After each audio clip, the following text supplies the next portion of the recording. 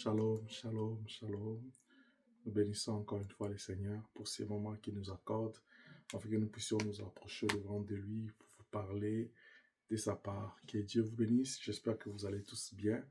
Bienvenue à cette continuité d'enseignement sur notre pensée de l'année, la dépendance totale à Elohim. Nous sommes dans le livre de Jean chapitre 15.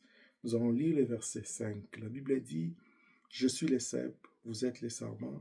Celui qui demeure en moi et en qui je demeure porte des fruits, car sans moi, vous ne pouvez rien faire. » Tendre Père, nous voulons te recommander ce moment et nous recommander sur ta grâce, afin que ton esprit prenne le contrôle de toutes choses.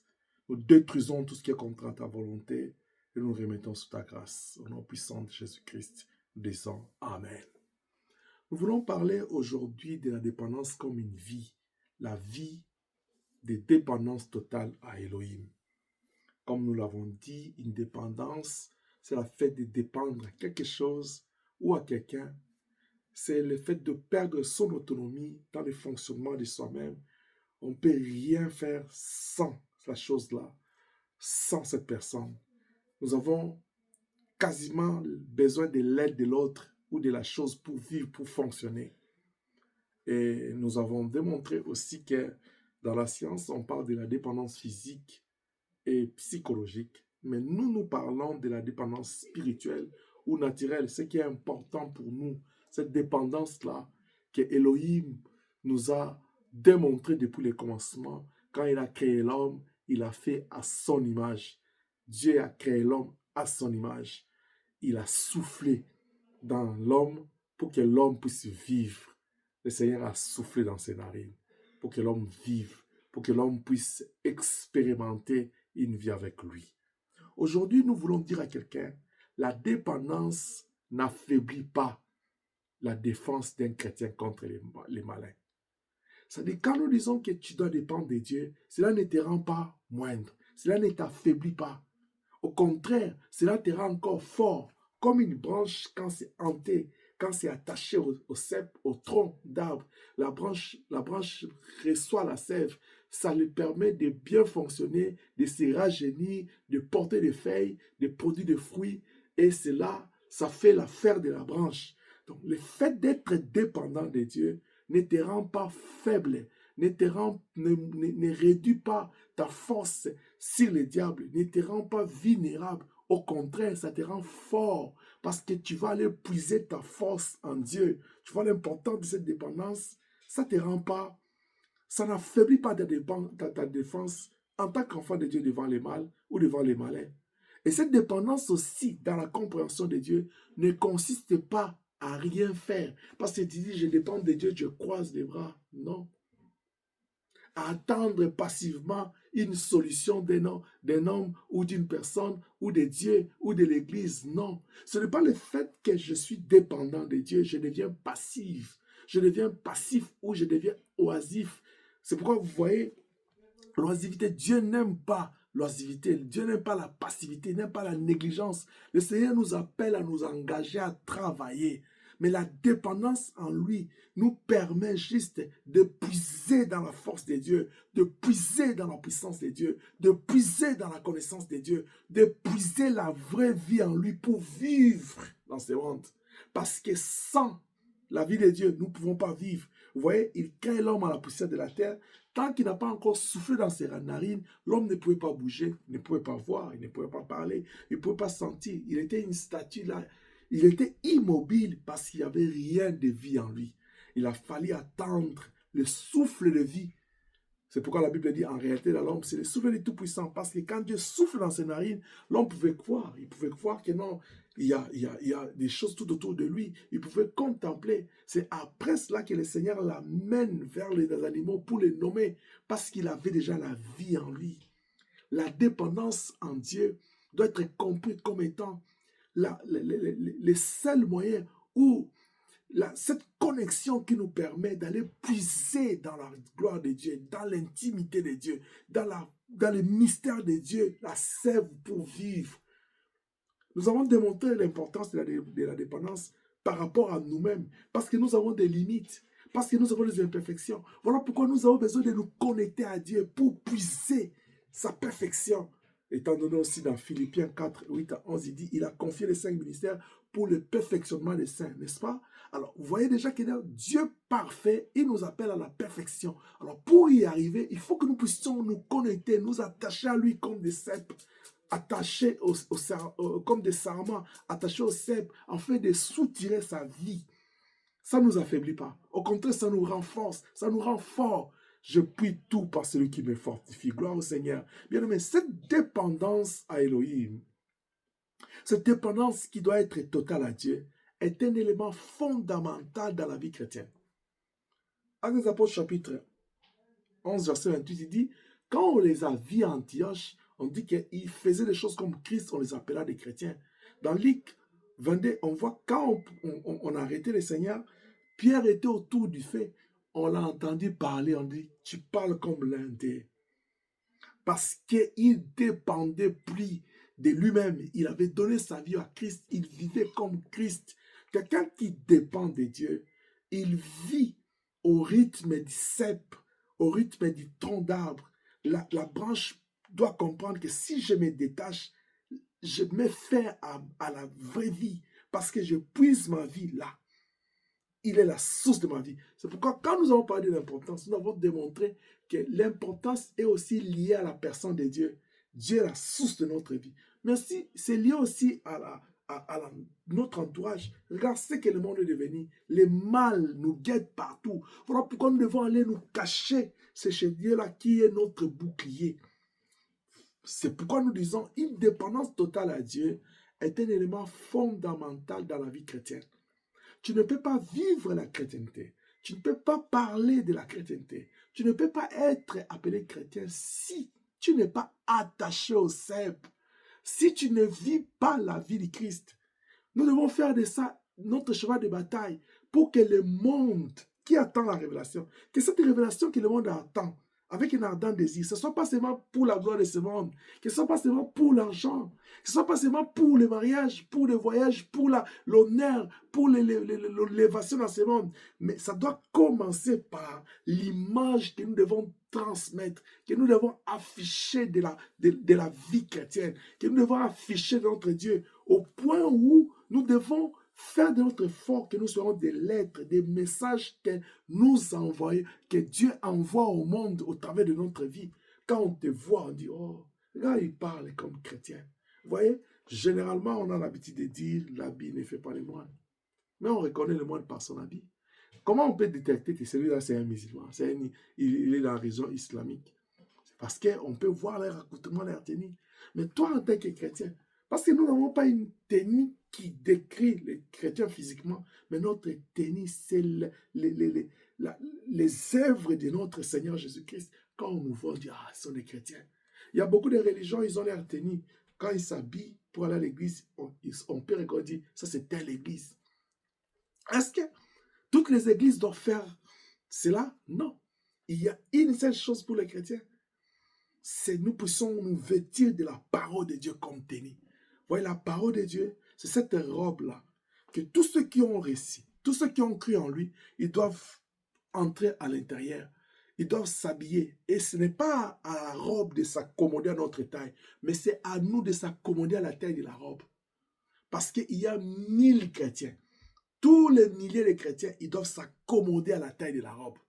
Parce que nous devons prendre Jésus-Christ comme modèle. La Bible dit, ayant en vous les sentiments qui étaient en Christ. C'est que la dépendance totale à Dieu est un élément fondamental dans la vie chrétienne.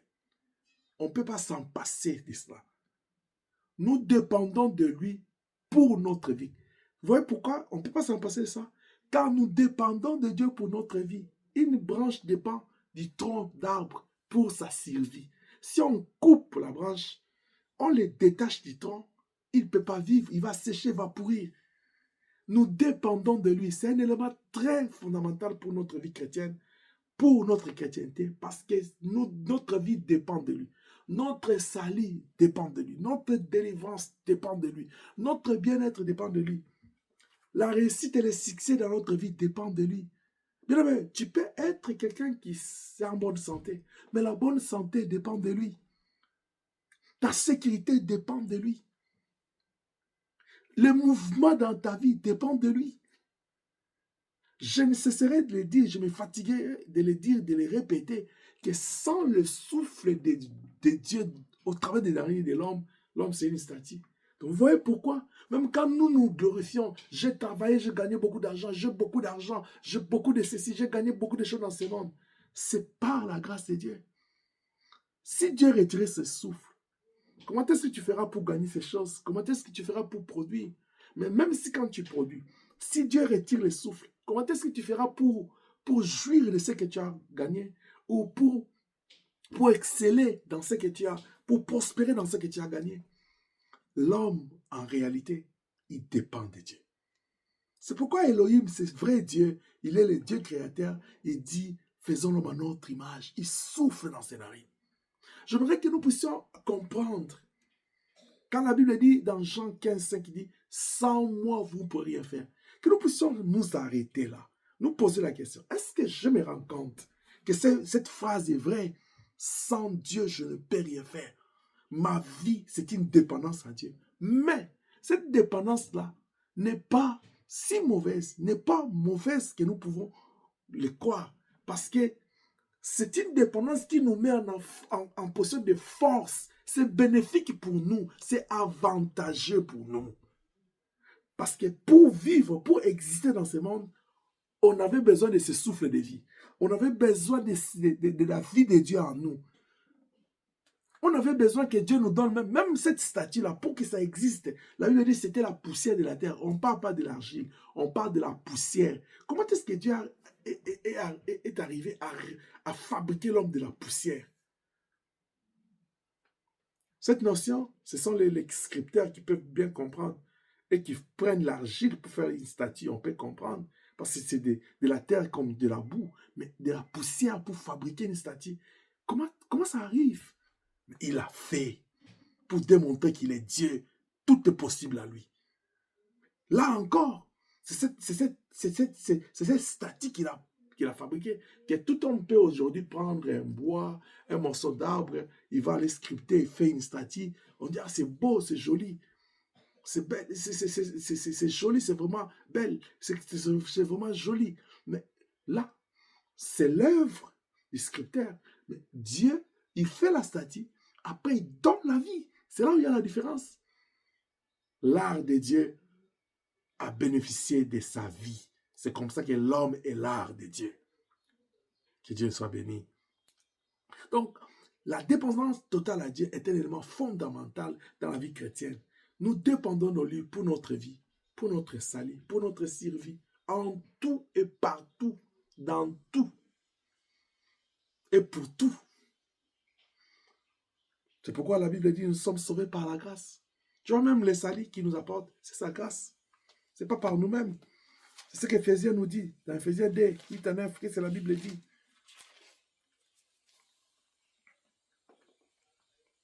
C'est par la grâce que vous êtes sauvés, par les moyens de la foi, et cela ne vient pas de vous, c'est les dons de Dieu. Ce n'est point par les œuvres, afin que personne ne se glorifie. Tu gagnes l'argent, ce n'est pas par tes œuvres, tes efforts. Le souffle de vie, c'est la grâce. Tu as en bonne santé, ce n'est pas par tes efforts. Celui qui te protège contre les microbes et les intempéries, c'est Dieu.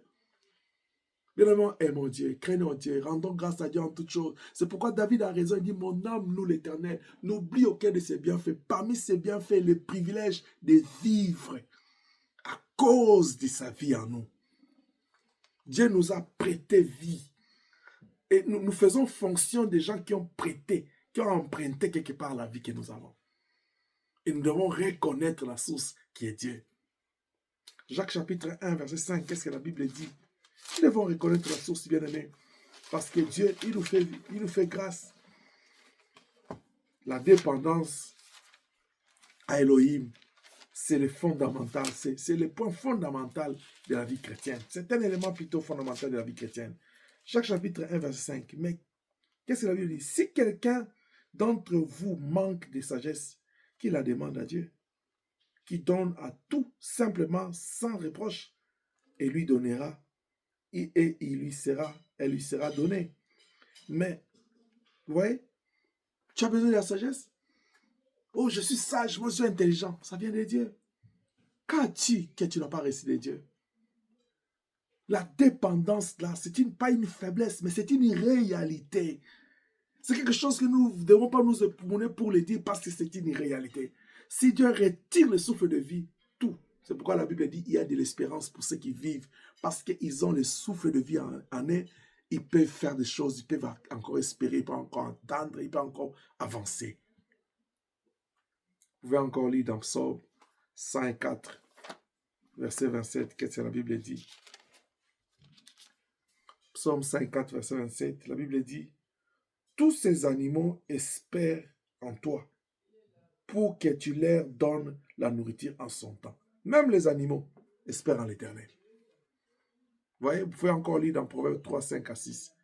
Nous devons comprendre que la vie, la dépendance totale à Dieu, c'est un élément fondamental de la vie chrétienne, car Elohim est le seul vrai Dieu créateur, source de notre vie. Bien aimé, la dépendance totale à Dieu, celle ne signifie pas que nous agissons de manière insensée. C'est-à-dire, comme je dépends en Dieu, comme on a dit que ce n'est pas l'objet d'être parasite, je dois agir.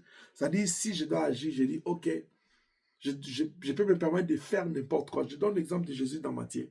Si tu es le Fils de Dieu, jette-toi de là. Parce qu'il dit, je dépends de Dieu, je vais me jeter.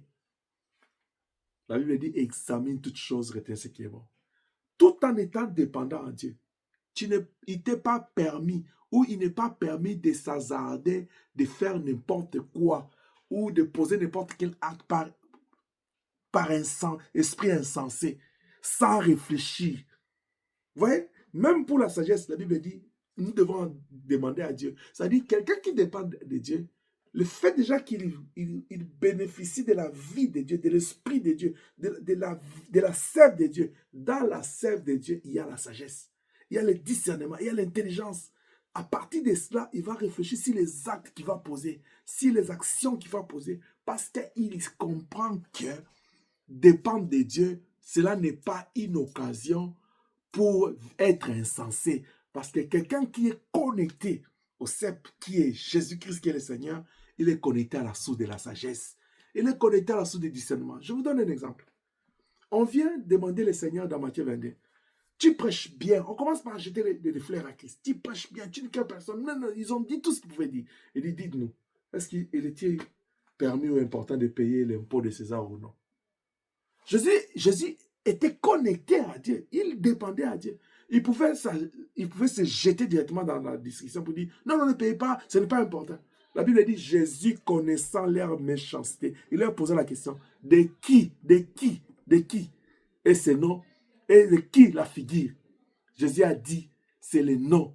Et les autres ont dit, c'est Hérode, et c'est son nom. Il dit, rendez à César ce qui est à César, et à Dieu ce qui est à Dieu.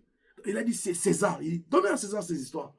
Vous voyez, quand on est dans la sagesse, quand on est connecté à Dieu, la sagesse, l'intelligence de Dieu vous revient aussi. Donc, j'étais en train de dire que quand quelqu'un dépend de Dieu, il est connecté à autant la sagesse, l'intelligence, le discernement de Dieu vient jaillir en lui. Et c'est ce qui fait que non, à partir de ces moments-là, dans tout ce qu'il va faire, il ne va pas faire des choses insensées parce qu'il a l'intelligence de Dieu. C'est comme ça qu'on a reconnu à Joseph l'intelligence, on a reconnu à Daniel parce qu'ils étaient connectés. Quelqu'un qui est connecté au cep, qui est le Seigneur Jésus-Christ, il bénéficie de sa vie. Déjà, la sagesse est dans la vie de Dieu. Voilà pourquoi. C'est une autre raison qui démontre l'importance d'être connecté au Seigneur. Parce que nous bénéficions de sa gloire, de sa puissance, de la nature de Dieu, des bienfaits de Dieu, des actions de Dieu. Il dit, celui qui croit en moi, il fera les œuvres que moi j'ai fait, il en fera des plus grandes. Parce que tu es connecté à lui. Oh, gloire soit rendue à Dieu. Gloire soit rendue à Dieu. Jésus-Christ n'a pas eu besoin de sauter du sommet du temple pour prouver qu'il dépendait de Dieu. Mais la dépendance totale à Dieu, c'est comprendre l'importance de Dieu dans ta vie. En tout, pour tout et dans tout. Et lui donner la place qu'il lui faut. C'est là quand tu peux ou tu ne peux pas. Quand tu veux ou tu ne veux pas. La dépendance à Dieu, c'est seulement ça. C'est juste de donner à Dieu la place qu'il faut. C'est de s'attacher à lui, de lui laisser couler en toi, laisser Dieu vivre en toi. C'est pourquoi la Bible dit, si je vis, ce n'est plus moi qui vis. Galates 2:20, c'est Christ qui vit en moi. Parce que je dépends de lui. Voilà pourquoi ils l'ont regardé en Dieu. Je dis, mais ils font comme le Seigneur, parce qu'ils dépendent de lui. J'aimerais encourager quelqu'un aujourd'hui à cette vie de dépendance. Parce qu'en se connectant en Dieu, en s'attachant au cep, nous bénéficions de la vraie vie de Dieu. Bien aimé, notre Seigneur Jésus-Christ, lui qui est notre modèle absolu, il est notre référence. Jean chapitre 13, 35, il dit, tout ce que je fais doit servir d'exemple, n'est-ce pas? Lui-même, il a dépendu de Dieu. Chaque fois, il disait, tout ce que je dis, je le dis de la part de mon Père, je l'ai reçu de Dieu. Tout ce que je fais, je le fais de la part de mon Père. Et rien de tout ce qu'il faisait, il le faisait par lui-même. Alors, si lui, il est notre modèle, la Bible dit, ayez en vous les sentiments qui étaient en Jésus-Christ. Jésus-Christ avait les sentiments de la dépendance au Père. Alors, si nous sommes ses enfants, nous devons avoir le même sentiment de dépendre de lui. Si nous sommes ses serviteurs, nous devons suivre son modèle. Si nous sommes son épouse, nous devons nous soumettre à cela. Jean chapitre 8, verset 28. Qu'est-ce que la Bible dit? Jésus donc leur dit, quand vous verrez élever le Fils de l'homme, alors vous connaîtrez ce que je suis et que je ne fais rien de moi-même, mais que je parle selon ce que le Père m'a enseigné. Je dépends de lui-même pour parler. Un prédicateur doit dépendre de Dieu pour parler. Il doit dépendre de Dieu pour planifier, pour faire des choses. Ça ne doit pas venir de toi, ça ne doit pas venir de ta tête. C'est pourquoi Jean-Moïse, il a retenu Dieu pendant 2 chapitres. Je ne sais pas ça fait combien de temps sur la terre. Dieu discutait avec Moïse, ça a pris combien de temps. Mais Moïse l'a amené jusqu'au point où il avait tous les arguments pour aller. Voilà pourquoi quand Moïse va chez Pharaon et que les premiers fléaux, la première fois, Dieu a endurci les cœurs de Pharaon, Moïse était étonné. Mais j'étais en train de ne pas vouloir partir. Tu m'as forcé, tu m'as donné tous les arguments. J'arrive là-bas, lui il s'oppose, son cœur devient incrédule. Endurci, pourquoi? Dieu dit, c'est moi qui l'ai rendu ainsi. Mais pourquoi?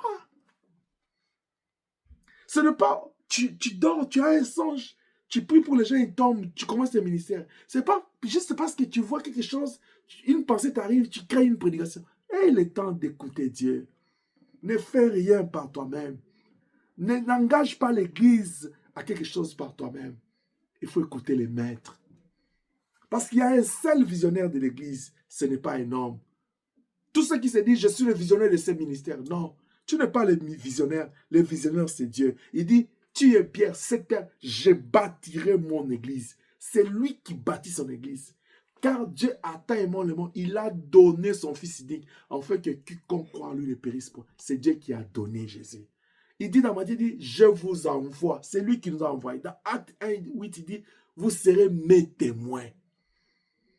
Parce que vous êtes en train de porter une mission, il vous a confié. C'est pourquoi Paul dit, il nous a fait fonction, mission d'ambassadeur. C'est-à-dire, nous représentons. Il n'y a qu'un seul visionnaire, parce que l'Église appartient à un seul Dieu. Nous sommes là à son service. Il dit à Moïse, je vis la souffrance, j'ai entendu les cris, je suis venu les délivrer. Qui est venu? Quand il a pris l'initiative de délivrer Israël, Moïse était là? Non. Après, il dit à Moïse, je t'envoie. Il lui a juste confié sa vision. Même quand il nous confie la vision, il nous donne ce que nous devons faire. Il y a des choses que nous ne pouvons pas faire. Mais quand lui-même fait, il n'a pas de limites. Voilà la différence entre les porteurs de la vision et les visionnaires. Que Dieu nous aide afin que nous puissions rentrer dans la pensée de Dieu. Il dit, tout ce que j'ai dit, je le reçois de mon Père. Alors si Jésus est notre modèle, vous comprenez que nous ne pouvons pas vivre la chrétienté de par notre manière, de par notre compréhension, de par notre désir ou vouloir. Nous devons vivre la vie chrétienne selon que la parole de Dieu, qui est esprit et vie, nous la demande. Que Dieu nous aide. Retournons dans la volonté de Dieu. Retournons dans la dépendance de Dieu, parce que c'est important pour nous de dépendre de lui. La dernière chose que j'aimerais dire ce soir, c'est que il devient très difficile d'être dépendant. de quelqu'un ou de quelque chose. C'est très difficile parce que tu dois renoncer au moi. C'est pas facile. Mais qu'est-ce qui peut t'aider? C'est quand tu trouves l'intérêt. C'est quoi l'intérêt de dépendre à lui? C'est-à-dire, quand je vois en lui, il y a une force, il y a une gloire, il y a quelque chose que moi je n'ai pas. Il y a quelque chose qui peut venir ajouter un plus dans ma vie. C'est ça qui justifie l'intérêt de dépendre de Dieu. Parce que quand tu regardes en Dieu, tu trouves la source de tout. Le souffle de vie, la force, la bonne santé, la bénédiction, la vie, tout ce que tu as besoin. C'est pourquoi la Bible dit, fais de l'Éternel tes délices, il te donne ce que ton cœur a besoin. Parce que Dieu a tout. Dieu a tout. Il est difficile de se laisser dépendre, surtout dans ce monde-ci où la chair est en combat avec l'esprit. Mais moi, je pense qu'une vie de dépendance totale à Elohim n'est pas aussi facile. Car c'est une acceptation d'abandonner, de renoncer au soi. Tu acceptes le renoncement du soi et l'abandon à Dieu. Alors, pour ce faire, pour que tu réussisses, il faut voir les mystères qui est dedans. C'est-à-dire, Dieu est grand. J'ai besoin de lui pour ça. Je ne peux pas vivre sans lui. Et la seule chose qui peut nous aider, Jean 15, 5, il dit, sans moi, vous ne pourriez rien faire. Intégrer ça dans notre système. Même quand je paie, même quand je pense, je vois noir, blanc, que je peux faire, dis toujours, je prie tout par celui qui me fortifie. Parce que si Dieu retire même le souffle de vie, tu ne peux pas faire. Dieu peut te laisser même avec le souffle de vie, mais s'il met seulement les dégoûts de faire ça, tu ne peux pas faire. Vous savez, il y a des gens, il a l'argent, mais il a le dégoût de manger. Il se réveille comme ça, il a le goût de rien. Vous voyez? Même les goûts, Dieu le peut les détacher en toi. Tu as beaucoup d'argent, tu n'as pas faim. Tu as beaucoup d'argent, tu n'as pas le goût de manger quelque chose. On te propose tout, mais Dieu te retire les goûts. Le Seigneur peut nous faire, il peut nous faire comprendre cette notion dans des petites choses. Tu as besoin de dormir, mais le Seigneur te retire le sommeil. Juste le sommeil, il te retire ça. Même quand tu n'as pas besoin de dormir, il te laisse le sommeil. Parce que Dieu est capable de donner, il est capable de reprendre, il est capable de donner. Mais regarde ce qu'il fait dans son amour, il nous donne et il ne se répand pas de ce qu'il a donné. Voilà pourquoi il est possible et facile. Il est possible et Dieu peut faciliter cette dépendance en lui. Dieu peut nous faire faciliter ça. Et c'est ce que Dieu est en train de faire. Il nous enseigne pour que nous puissions comprendre d'abord l'importance. D'abord, nous puissions avoir une bonne compréhension de cette dépendance-là. Ce n'est pas une faiblesse, mais ce n'est pas aussi une passivité. Ce n'est pas aussi une paresse de dire « je dépends de Dieu, je crois de Dieu ». Non, non, non. Mais c'est un mystère, c'est un avantage pour nous d'aller puiser dans la source de Dieu. Et aussi comprendre que non, dans la dépendance-là, je m'abandonne à Dieu totalement. C'est lui qui prend le contrôle, la direction de ma vie. C'est pourquoi, quand il a demandé à Pierre aux autres, pourquoi vous n'êtes pas partis, il dit, où irons-nous? C'est toi qui as les paroles de la vie éternelle. Nous avons compris ça. Nous avons compris que si nous quittons ici, il n'y a pas de vie. Loin de toi, il n'y a pas de vie. Sans toi, nous ne pourrons rien faire. Nous voulons dépendre de toi. Si c'est la chair, là, nous allons manger. Si c'est le sang, là, nous allons boire. Bien aimé, j'aimerais que quelqu'un qui m'attend aujourd'hui, qui puisse s'asseoir, réfléchir sur sa relation avec Dieu, sur sa compréhension de la chrétienté, de la spiritualité. Parce que la dépendance spirituelle ou naturelle, c'est ce lien-là qui est entre toi et Dieu. C'est cet attachement, c'est cette branche d'arbre qui doit être hantée dans les troncs. Quelle est la qualité de ta connexion avec Dieu? Dans la suite, nous allons parler sur les moyens de cette vie de dépendance, où nous allons parler de la parole de Dieu, de la prière, du Saint-Esprit et des services de Dieu. Mais quelle est la qualité? C'est quoi l'importance que toi tu donnes à Dieu? Que toi tu donnes à la vie avec Dieu? Si tu es encore dans le fait, vivre avec Dieu c'est normal, ne pas vivre avec Dieu c'est normal pour toi, je prie le Seigneur à t'aider. Si tu es encore dans la comparaison, tu dis, oh, j'ai déjà fait, je dois aussi vivre ma vie. Paul va même plus loin, il dit, même quand vous vous réjouissez, il dit, je le dis, je le répète, réjouissez-vous toujours dans le Seigneur. C'est-à-dire, vous dépendez à Dieu dans les moments de malheur, dans les moments de joie. Même quand je traverse l'ombre des vallées de la mort, je n'ai aucune crainte parce que tu es avec moi. C'est-à-dire, même dans la douleur, je dépends de toi. L'homme la dépendance de l'homme, voulais-je dire, est comparée à un homme qui est en coma, sur qui on a branché l'oxygène. Si on enlève les appareils, ça suffit. Ça suffit. Le Seigneur peut enlever le souffle de vie. Ça suffit. Il peut te laisser avec le souffle de vie. Il enlève les sens, la compréhension, le goût de faire des choses, la capacité de faire des choses. Il y a des choses que Dieu peut enlever. C'est pourquoi vous voyez d'autres personnes, il est fervent à l'église. Mais il n'a pas encore compris. Le Seigneur peut faire des choses là. Que Dieu nous aide. Je veux que tu te lèves là où tu es, que tu pries avec moi. Que la paix de Dieu soit avec toi. Dis à Dieu, Seigneur, accorde-moi la bonne compréhension de cette dépendance. Seigneur, attache-moi, attache mon âme, mon esprit, mon cœur, mon corps à dépendre de toi. Branche-moi comme une branche d'arbre au cep, afin que je vive ta vie. J'aimerais vivre ta vie parce que tu es la source de vie. Tu es ma source de vie, Elohim. Au nom puissant de Jésus. Père, sanctifie cette parole. Au nom puissant de Jésus. Je bénis tous ceux qui ont écouté ce message. Que la grâce de Dieu soit sur eux et que l'Éternel les bénisse abondamment. Dans le nom puissant de Jésus, nous avons ainsi prié. Nous disons trois fois Amen. Amen.